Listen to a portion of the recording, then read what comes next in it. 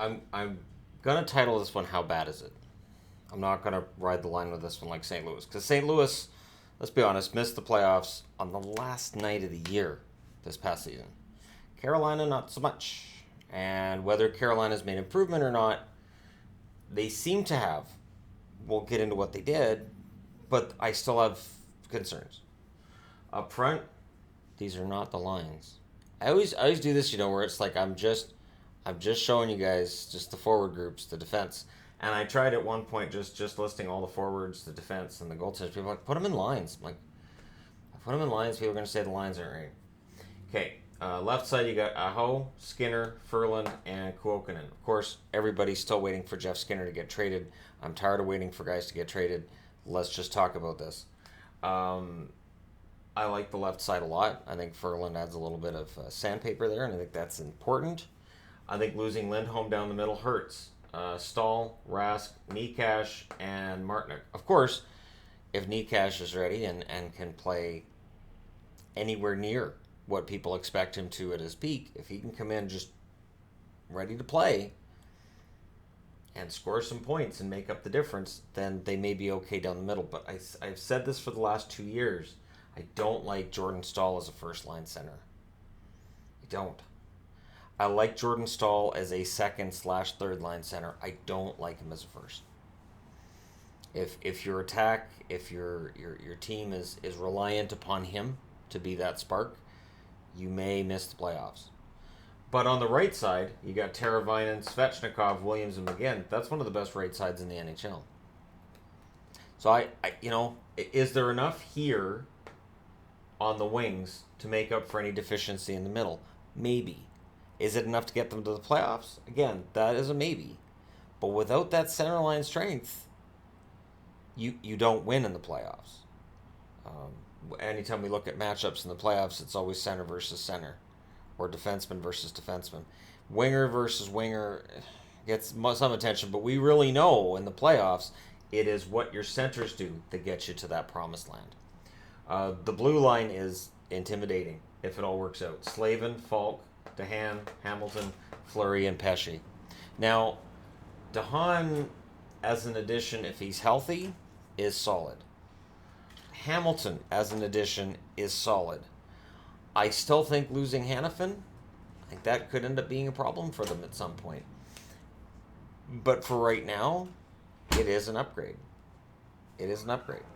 Because Hanifin hasn't reached his potential yet. I do still think that's there. It's here. I would be lying if I said Darling and Mrazek was a tandem I look at and I say, yep.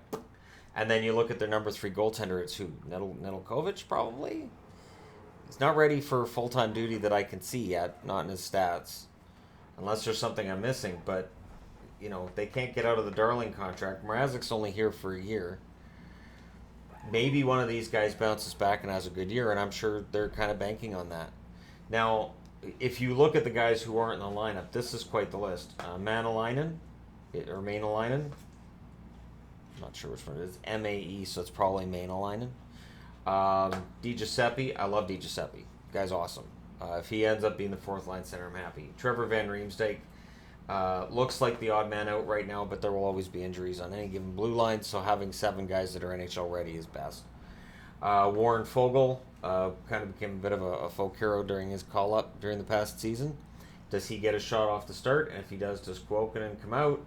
And do you throw Foegele into a fourth line spot? Because there isn't anybody in these top 3 lines that you're going to bounce out for Warren Foegele. Greg McKegg, of course, is in the minors.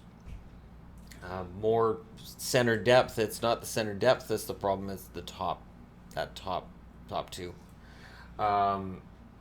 Zykov, of course. There's a lot of Carolina fans looking for Zykov to make the team. He won't make the team over Svechnikov unless something happens. I do think he's the first call up when they have an injury in their top 6. Walmark, he played, I think, 20-some games last year. He'll get his shot. Bean, McEwen, and Trevor Carrick are your depth on defense. McEwen's waiting patiently, but I think he's ready to break through. And Jake Bean, of course, a first-round draft pick a couple years back. We'll see if he gets his chance. And, of course, If you're a Carolina fan or Calgary fan, you're interested to see what happens with Adam Fox. Adam Fox wouldn't sign an entry-level deal with the Calgary Flames. It's part of the reason he was a throw-in this deal. He was a throw-in that Carolina wanted. Carolina really wants to sign him. And is it going to happen? There's two ways this can go. Either Carolina just holds steady, or they actually make the playoffs this year. They actually have that run. But again, this is hard to get around. This goaltending is hard to get around. I want to. I really, really want to. But it is difficult to look past that goaltending. I like Scott Darling. I liked Peter Mrazek as well. I'm not a huge fan of Mrazek right now, just based on what I saw in Detroit and then in Philly.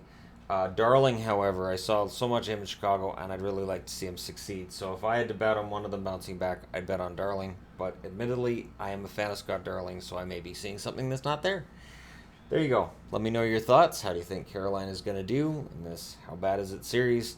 Hit like and subscribe if you're browsing your way through. You just happen upon this video. And hey, thank you so much for watching from the most expensive hotel in the world. Sorry. This is me. I'll talk to you again soon.